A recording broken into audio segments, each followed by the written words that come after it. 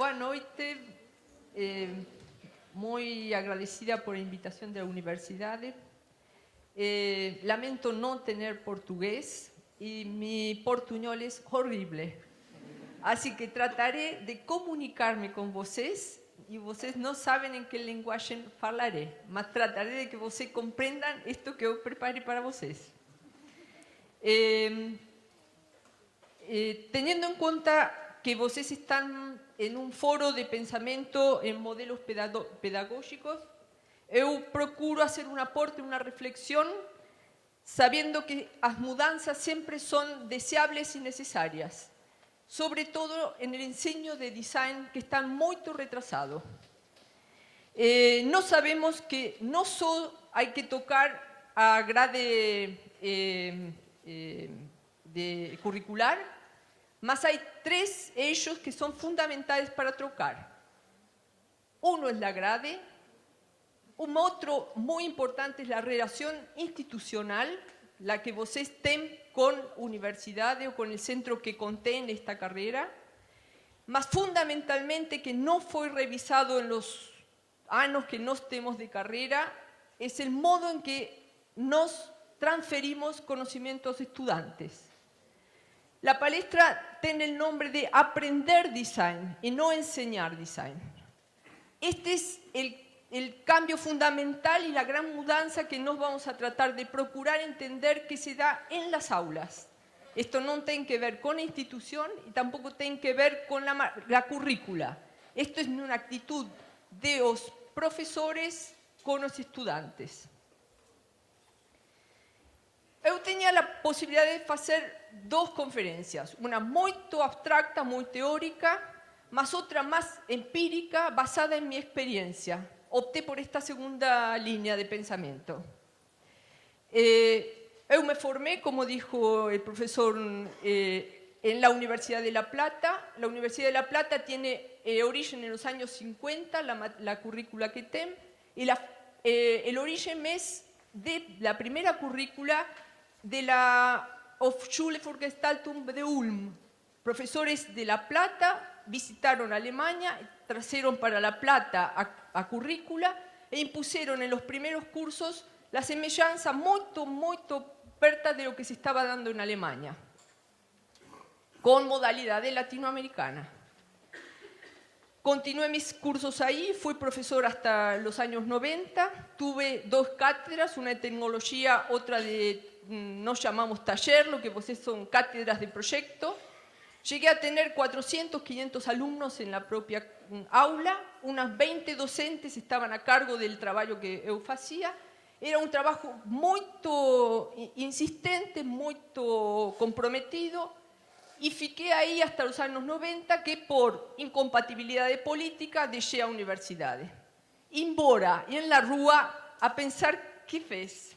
Ahí comencé a pensar, yo tenía mi estudio, de trabajo, mi oficina, y me ofrecieron participar de la fundación del primer instituto de enseño de design en un nivel terciario, por debajo de la universidad.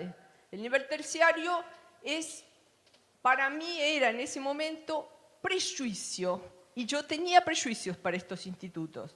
La primera situación era que solo se estudiaban 3 años para ser designer. La otra que iba a ser dada en un centro privado. Yo venía de una universidad nacional y no tenía el nivel que suponía ser graduado universitario. Fiqué 2 años dudando si tomaba o no tomaba el cargo, hasta que finalmente fui convencida y tomé el cargo de coordinadora de este curso que recién iniciaba. El primero en la ciudad, que era privado y terciario. Lo que me convenció para entender que yo podía hacer algo ahí fue que, contrariamente a mi posición política, yo no soy peronista. Perón creó estos institutos en Argentina y son institutos de formación técnica. O que você ten como graduado es una persona en condiciones inmediatas de entrar en el mercado a trabajar. Ahí no ten mediación, no ten maestría, no ten doctorado. Ten voluntad de entrar en el mercado y trabajar. Así comprendí los principios de la enseñanza terciaria de los institutos técnicos y formamos en ese sentido durante 10 años los mejores técnicos posibles dentro de nuestras capacidades. Ellos ganaban vagas al lado de profesionales universitarios. Están trabajando en canales de televisión, los medios más grandes, canales de televisión, medios como prensa, bancos. Ganaban concursos donde ellos se presentaban y con sus antecedentes, con su portfolio, siempre ganaban a más. Aquellos que también tienen estudio propio y que hoy tienen clientes internacionales y trabajan para todo el mundo en multimedia, etc. Yo comprendí que la educación tiene que tener sentido entendiendo por qué ustedes están ahí enseñando. Eso fue una experiencia de 10 años, fue muy alentadora y la verdad es que con grandes resultados para todos, tanto para graduados como para los profesores y para la institución. Mas ficó ahí. En el 2000, hacia el 2003, acompaño a Guy, que estaba fechando sus cursos en Alemania. Y tuve la fortuna de ser observadora privilegiada de entender desde adentro de la institución, día por día, cómo se enseñaba en un instituto, esto era una universidad de ciencias aplicadas en la Alemania, en Colonia. Confieso que no entendía lo que veía y que Guy no me explicaba nada. Solo que yo tenía que estar esperando a veces porque él terminaba un aula o me decía tengo que llegar tarde porque tengo una conferencia, hay una presentación. Mas si yo transmito a vocês que yo olhava era, a veces él tenía en su aula 20 alumnos, otras veces tenía 3, otras veces ninguém. A veces estaba muy preocupado preparando como una palestra, mas era una clase. Yo iba a olhar la clase, una clase extraordinaria, mas después eran solo 20 alumnos, 30 alumnos, no era una palestra para universidades. Yo digo, ¿qué cosa extraña es esto? ¿Cómo no ten clases semanalmente? ¿Cómo no ten los 30 alumnos que yo sabía que vos ten en una clase tradicional? Después olhaba que no tenía reuniones con sus colegas. Solo una al principio, cuando tenía la admisión de los estudiantes para ingresar a la universidad, que tenían que hacer una selección, y otra para fijar los proyectos que les iban a dar durante todo el año, en 2 semestres. También coordinaba ciertos seminarios de investigación que también preparaba él. Pero eso era grado, no estaba en una maestría. Yo decía, ¿cómo funcionará esto? Siempre hacía una pregunta para ir un poco más allá, mas no encontraba el sentido total de la experiencia. Hasta que cayó a ficha. Ellos estaban en otro mundo que no tenía nada que ver con lo que yo había visto, oído y practicado en Latinoamérica. Esta era una universidad que tenía base en el proyecto, que solo tenía 11 profesores, que 9 de esos profesores eran proyectistas, designers, que cada uno estaba a cargo de una especialidad del diseño y tenía solo 2 materias teóricas, una que era teoría e historia del diseño, otra que era estudios de género, masculino, femenino, diferencias.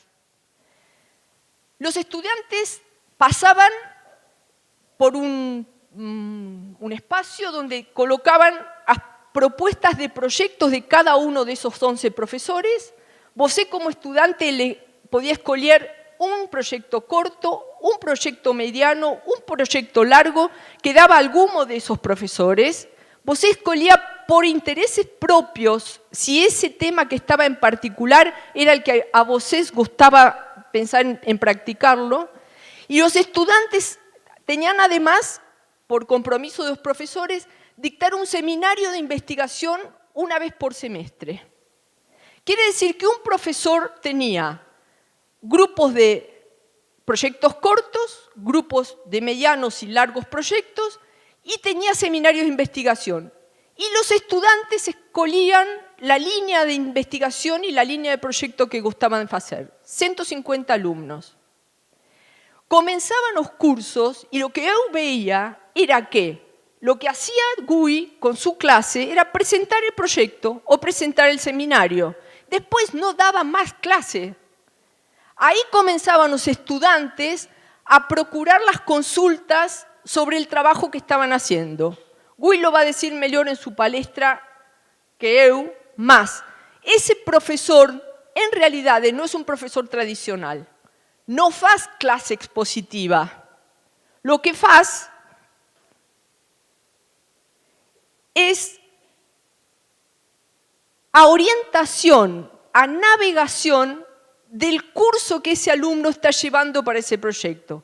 El profesor es el GPS de ese proyecto, es el Google de ese proyecto, es el que va orientando la posibilidad de ir encontrando el tema, mas el que procura y marca el objetivo final es el estudiante.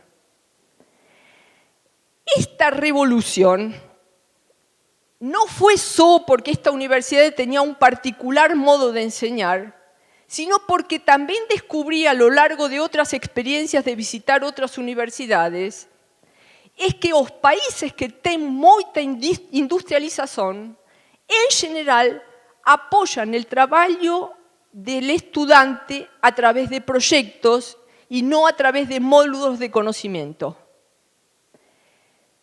Por ejemplo, hay un film que tal vez alguno ya oyó, que se llama ¿Qué es el diseño gráfico? Fue formulado por una cátedra de la Universidad de Buenos Aires, de la cátedra Gabriele. Una de las personas que dan testimonio es un estudiante de la Universidad de Buenos Aires que tiene la oportunidad de ir a estudiar a la Universidad de Artes de Londres. Él la dice en sus testimonios, a diferencia que yo encontraba entre los cursos de Buenos Aires y los cursos en Londres, fueron que en Buenos Aires yo tenía morfología, tipografía, tecnología, mas cuando fui a Londres solo encontraba proyectos. Yo tenía que escoger algún proyecto y encontraba a teoría dentro de los proyectos. Era un complemento del proyecto que yo estaba buscando, el encuentro con la teoría, mas no la teoría aislada y no la materia separada de la idea troncal de estar resolviendo un proyecto real. Comprendí, chapeau para los alemanes, todo muy bien, extraordinarios egresados que tienen, todos trabajando extraordinariamente, todos en los mejores puestos que você puede imaginar, siempre en general trabajando como profesionales y algunos pocos, y mucho más que uno se puede imaginar, muy pocos son profesores. Muchos de ellos están trabajando en el mercado, pero eso porque esas sociedades están muy preparadas para esperar a estos profesionales.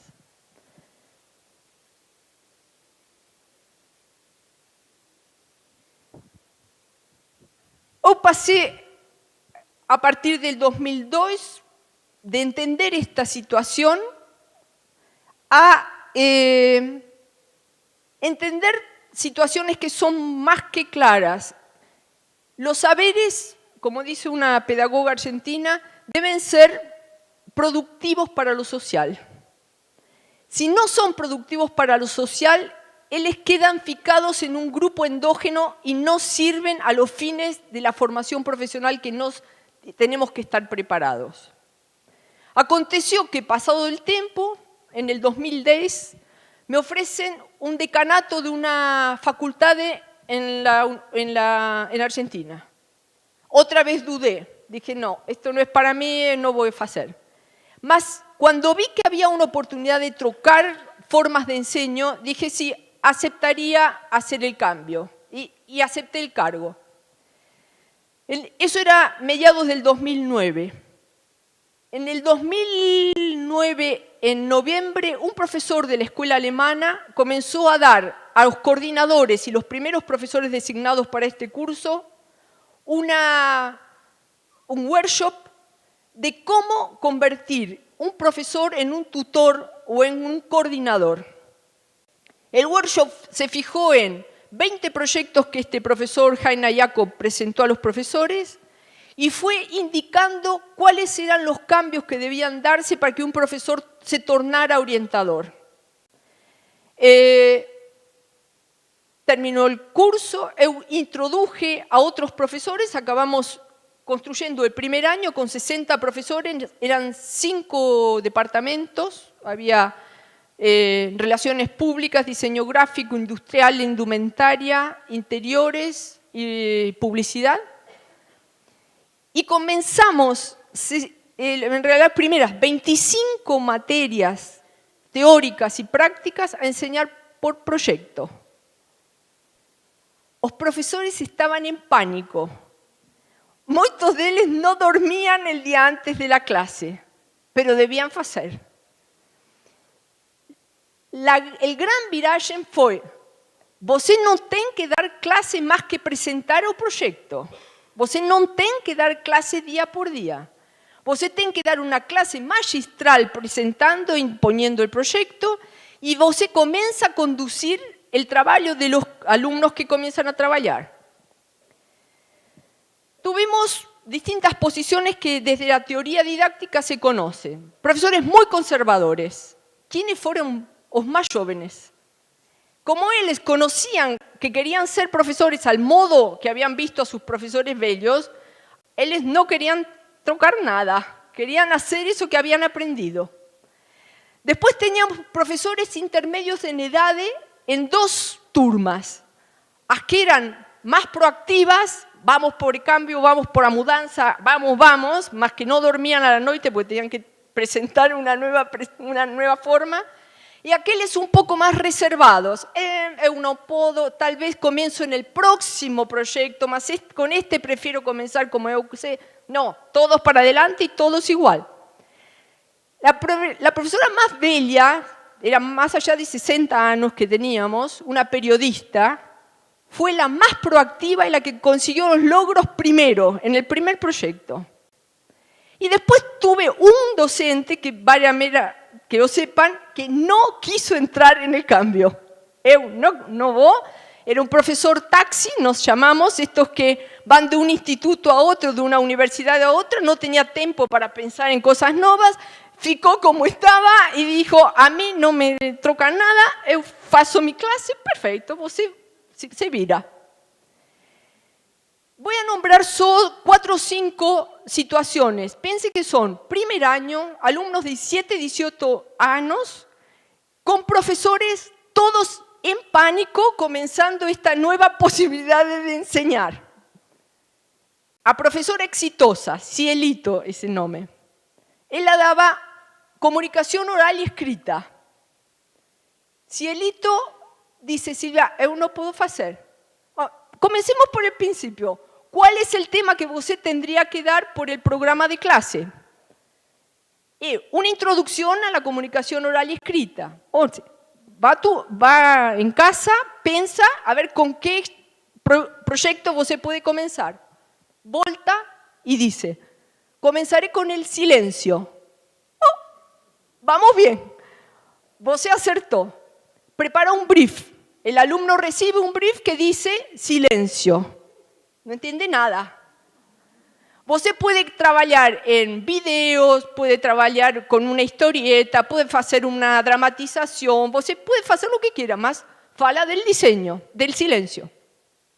Los alumnos también recibían en ese brief los criterios de evaluación, que era lo que esta profesora estaba oleando cuando les estaban trabajando. Era un proyecto de media duración. Fuimos invitados porque al final de cada proyecto los alumnos también en Colonia hacen una presentación. En Colonia, los viernes, sexta-feira, tienen presentación de trabajos, no tienen clases. Solo van a olear lo que otras clases están preparando. Y ahí fecha la experiencia proyectual, en la transferencia a un público. Cielito presenta, muy nerviosa ella, más nerviosos estudiantes. Ten un cronómetro, no pueden pasar de 8 minutos para presentación corta. Cada grupo trabaja con 8 minutos y solo eso. Comienza, primer silencio, sube un grupo, hacen silencio en la música. Trajeron un video de Cage, el músico inglés, que tiene una pieza que se llama Silencio 4 minutos 30. Ellos ficaron con esa pieza enseñaron o que era el silencio en música. Otros trabajaron con el silencio social, que fueron las primeras marchas de silencio que hubo en Argentina por la muerte de una niña en una provincia matada por un grupo. Y la sociedad del lugar hacía marchas sin falar. Él atrajo todo el caso periodístico, era de los años 70, esto hace en el 2010, y recogió toda la historia de esta menina y cómo comenzaron las marchas del silencio. Otro grupo trajo el silencio institucional y hizo un video grabado, filmado por él, la primera vez que trabajaban en la tecnología, dentro de una biblioteca, con un pequeño guión que habían armado ellos. Esto de que no fale, pero el otro falaba y era un silencio obligado por el lugar, en una sala de lectura. Otros trabajaron en el silencio en el arte. Dieron una explicación de qué era el mimo, cómo trabajaba la mímica, y en un momento dado la luz bajó toda y apareció un mimo en escena. No puedo explicarles a vosotros los nervios, la sensación de estreno que tenía todo el mundo. Los estudiantes se vistieron para hacer su presentación. Tuvimos casos de algunos que fueron con cravata a dar a clase pensando que sabe Dios en qué conferencia estaba. De estas presentaciones se repetían cada 2-3 semanas, 25 materias, imaginen, 2 proyectos, uno largo, uno corto por semestre, más un seminario de investigación. Oíamos de todo. Las cualidades gráficas de las primeras presentaciones eran horribles. No tenían uso tipográfico, no entendían el espacio. Cuando comenzaron a ver mejores presentaciones, para la próxima ellas mejoraban. Y ahí comenzaban a repicar en un proyecto contra otro, iban consiguiendo. Un caso también interesante fue una profesora de arquitectura. Él la daba en diseño de interiores, historia de la arquitectura. Extraordinaria profesora, titular de cátedra en la Universidad Nacional. Silvia, yo no faço esto no es para mí, yo tengo clases dadas, yo no. Você tem que fazer, você tem que pensar en un brief, você tem que pensar en una clave para comenzar. Eu não faço, eu não sei. Pensa y después falamos. Ok, ¿cuál es el primer tema que você tem que abordar? Monumentalidades, me dice. Buen tema. Arquitectura tem problemas de volumen. Sí, comenzamos con monumentalidades. Final del proceso también. Creo que fue un proyecto de media duración. Media duración son unas 4 semanas. Extraordinarias presentaciones con maquetas, con videos, con casos presentados son cómo se va compensando el volumen de contexto, por ejemplo, en Egipto, con la falta de volumen, con los volúmenes que aparecían. Eran alumnos de 17 años falando como si fueran arquitectos. No había ninguna fisura en el discurso que les estaban presentando. Hay muchas otras situaciones más, fico con la última. Aquel profesor taxi que daba medios en publicidad, que no quería entrar, final del semestre me dice, Silvia, tengo que venir a ver la presentación que están preparando los estudiantes. Es extraordinaria, yo nunca vi nada igual. Ok, vamos y ollamos. Él tenía que tratar un tema de hipótesis de mediación. Él faló, dio sus clases como corresponde. Los estudiantes fueron forzando a clase de él a la forma de proyecto. Ellos no querían sentados ahí escuchar al profesor todos los días diciendo lo que dice. Entonces, cortaron filmes donde se daban casos de mediación y mostraron situaciones e hipótesis de mediación dentro del cine. Cuestiones de divorcios, problemas comerciales, y construyeron un collage para explicarle al profesor qué habían entendido de la mediación. El profesor alucinó. Él no entendía que quien había pushado para que esto fueron los propios estudiantes. Leo un poco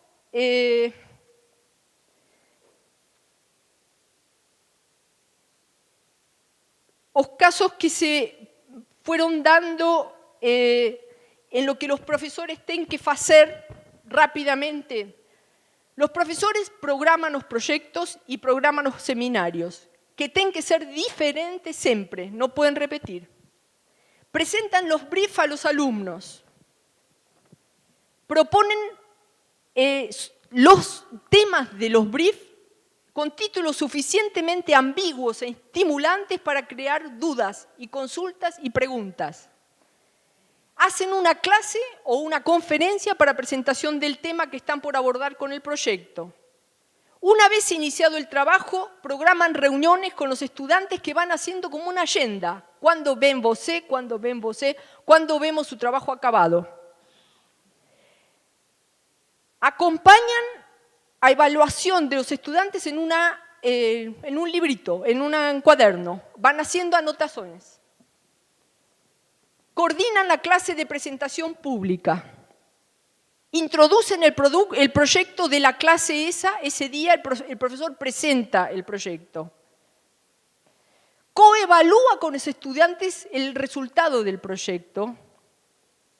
Y si es necesario porque no dio cierto, hace una prueba concordada con estudiantes para ver si el nivel de obtención de conocimientos alcanzó.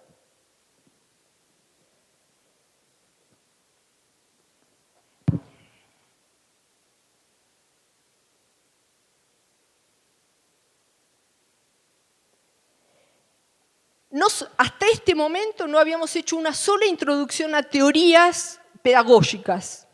No preguntamos a ninguém, no consultamos a ningún especialista, solo yo consulté por un problema de evaluación, a ver si estaba en la lógica. Nos teníamos 4 evaluaciones, la del profesor día a día, la evaluación del alumno, qué pasaba él, qué pensaba de su proyecto, la evaluación del grupo, si era una comisión que estaba trabajando, cómo se veía cada uno, y había una coevaluación, la cuarta, que era la que daba el resultado de la nota.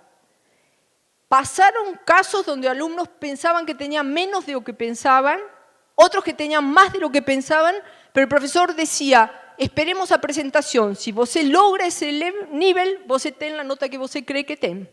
Y si no, ficamos donde está. Todo se dialogaba. La experiencia fue riquísima. Los estudiantes quedaron plantados dentro de una posición profesional en lo que sabían hacer. Pero terminó el año. Eu trabajé hasta quedar exhausta, porque había que acompañar todo este proceso. Fiqué condiciones para el año siguiente. La institución no podía dar lo que yo estaba pretendiendo, que no era mucho, era tener mejores condiciones organizativas, y fiqué con el proyecto. Ahí acabó.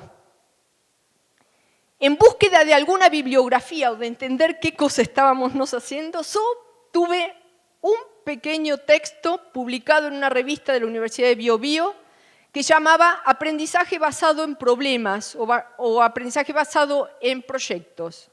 Es de 2 investigadoras peruanas que estaba en internet. Yo no sabía procurar nada, yo no pregunté nada. Si tomábamos el camino por teoría, por tratar de comprender desde el abstracto qué significaba esto, no dábamos el primer paso. Yo creo que comenzamos bravuconamente porque pudimos hacer desde lo empírico. Y esto es una visión que transmito a vosotros. La teoría, en general, en este tipo de acciones es paralizante. Vosotros no sabe.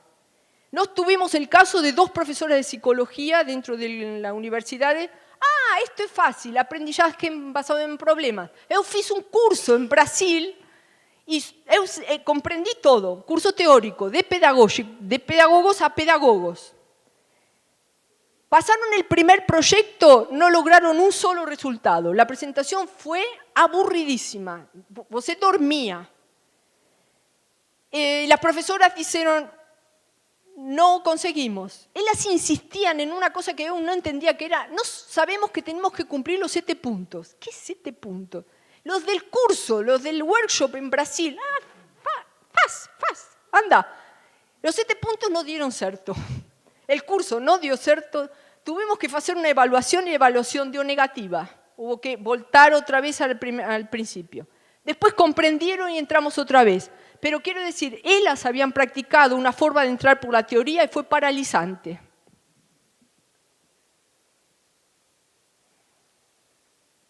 Ahora, ahí un repaso solamente de esto que estoy contando, ¿no? También tuve oportunidad de visitar universidades para poder hacer este avance sin tanto temor. Lo importante es entender qué muda, qué hay que mudar. Fundamentalmente, dentro del aula hay que mudar la cátedra frontal a un curso de proyecto. Vocês dicen, eu estou en una facultad de arquitectura, eu entendo que es proyecto, esto no es un problema para mí. Yo digo, vocês están en problemas, porque no es así tampoco. ¿Qué pasa en el aula frontal? El profesor ocupa el centro, ordena, manda, evalúa, corrige, indica. El estudiante, ¿qué hace? Olla, escuta. Él es un periférico dentro del aula, el profesor es el disco rígido. El que tiene la información es el profesor. Y el estudiante está esperando a ver qué manda. Si manda a imprimir, si manda a mandar mail, si manda... El estudiante no tiene protagonismo dentro del aula.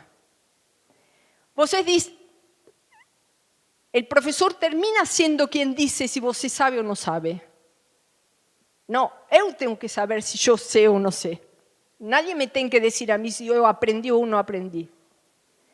Paso a una idea de cátedra de proyecto, un diseño una cátedra de design. Ah, no, más el profesor tiene proyecto, él da un tema de proyecto. Mas ese taller sigue siendo renacentista. El profesor es maestro. El alumno va de aprendiz, va a aprender cómo hacer. El profesor olla y muchas veces, sin argumentos, opina sobre el trabajo. No dice por qué, mas esto no, por acá no. Trata de procura más otra cosa, esto no es. Y dice, mas ¿ten algún argumento para darme esta opinión?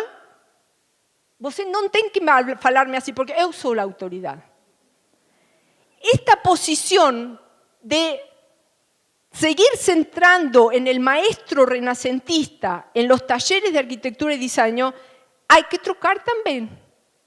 El profesor debe salir del centro de la clase. El que toma el centro es el estudiante.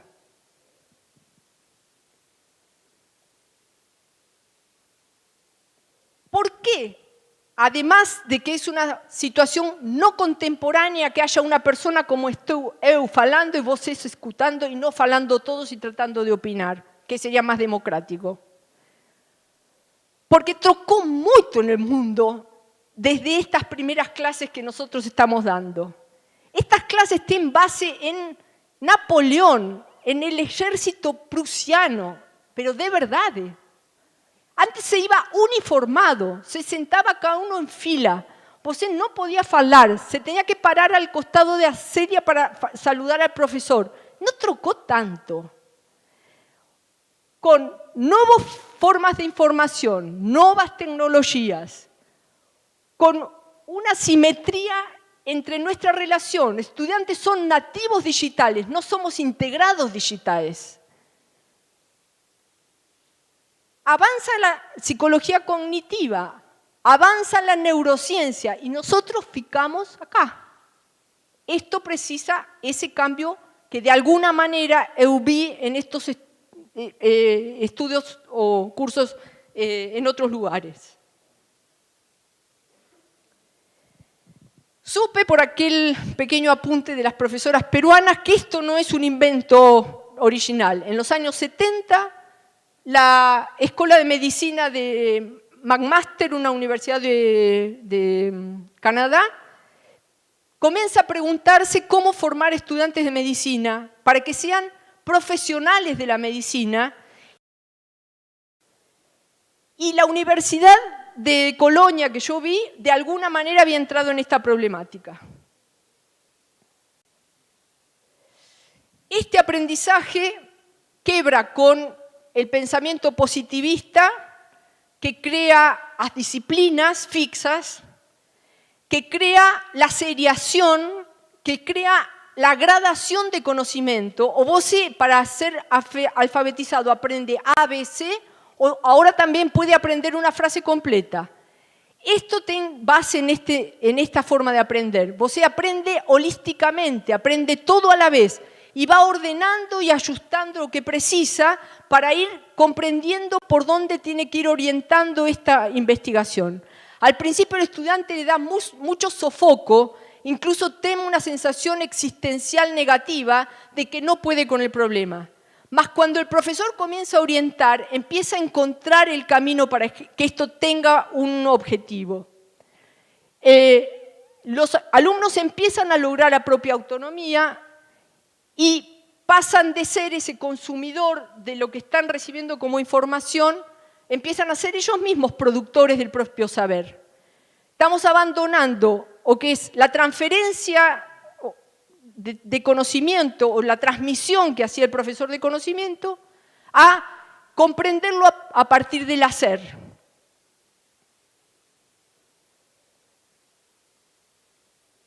Acá unas bases, el curso está centrado en lo proyectual. En general no hay un curso básico porque todo lo básico se va aprendiendo dentro de los proyectos. No hay clases tradicionales, cada docente ofrece un seminario como dijimos. El estudiante elige los proyectos individualmente, etc. Un resumen de lo que vimos. Es aprender haciendo, las tareas no logran límite excepto las que encuentre el estudiante y toda la confrontación con proyectos es igual a lo que van a encontrar como profesionales. Los graduados de la Universidad Alemana tienen este perfil, tienen interés en resolver problemas, tienen competencias y conocimientos variados, son capaces de adaptarse a cambios y están dispuestos a entrar en nuevas prácticas, tienen conciencias de los problemas y buenos juicios conceptuales, tienen una gran comprensión de la tecnología y son capaces de encontrar en sus recursos propios soluciones. El alumno en ese sentido es un generalista con un perfil propio, de muchos conocimientos, pero maestro en una línea de trabajo y con habilidad para construir y delegar cuando es apropiado. El profesor tiene una competencia específica, tiene predisposición para revisar la metodología de enseñanza, tiene disposición para escuchar a los alumnos, acepta ese nuevo rol de trainer mediador, apoya las evaluaciones o las orientaciones con argumentos y abandona la idea de que los alumnos serán clones de él.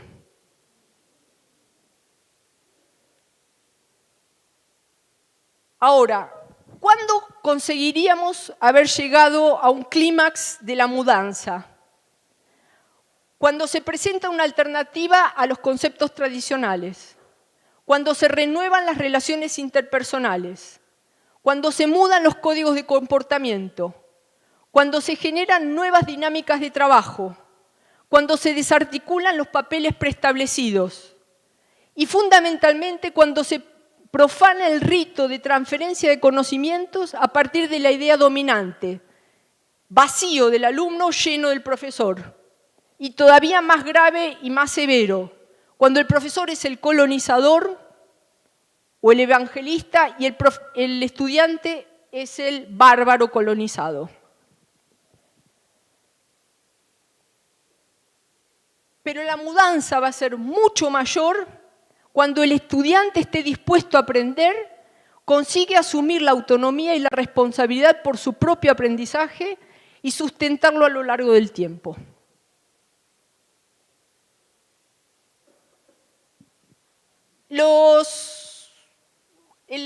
Hago una digresión.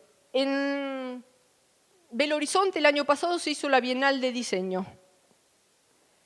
Asistí aleatoriamente a algunas presentaciones de ponencias y me quedé olhando 3 jóvenes que comenzaron a hablar sobre un proyecto que habían llevado adelante en esta universidad, conducidos por un profesor, de lo que no lembro es ni el nombre del profesor, ni el nombre de los estudiantes, ni el nombre del trabajo. El trabajo era un problema de estrés urbano y los estudiantes se habían reorientado a una problemática sobre tránsito en San Pablo. Puedo decirles a voces que fue el más estimulante transferencia que recibí en todo el Congreso. La actitud, la comunicabilidad que había en la forma de transferir, la pasión y el encuentro que tenían con la apropiación del problema que estaban trasladando, tal vez no el resultado final, que tal vez no era acabado, me hizo pensar que esos alumnos no eran de maestría, que eran de grado. Terminó la presentación, asistí a otras, como ustedes bien conocen, sobre todo profesores de congresos, aburridísimas, irrelevantes, absolutamente anodinas, pero con estos 3 estudiantes me acerqué y consulté. ¿Ustedes saben que hicieron una práctica a través de aprendizaje basado en problemas? No. ¿El profesor nunca mencionó? No. Muy bien. Chau, chau. Digo esto porque alguien aquí ya comenzó. El principio es ese, como la muralla china, dando el primer paso. Y dejo acá para ustedes una frase que me gustó mucho, es de un narrador, un dramaturgo argentino que la nombra una gran pedagoga argentina que se llama Adriana Puigros, que dice: los autodidactas, inventores y creadores que nos ayudaron a no morir de pedagogía. Hagan todos los trocos necesarios, pero que sean empíricos.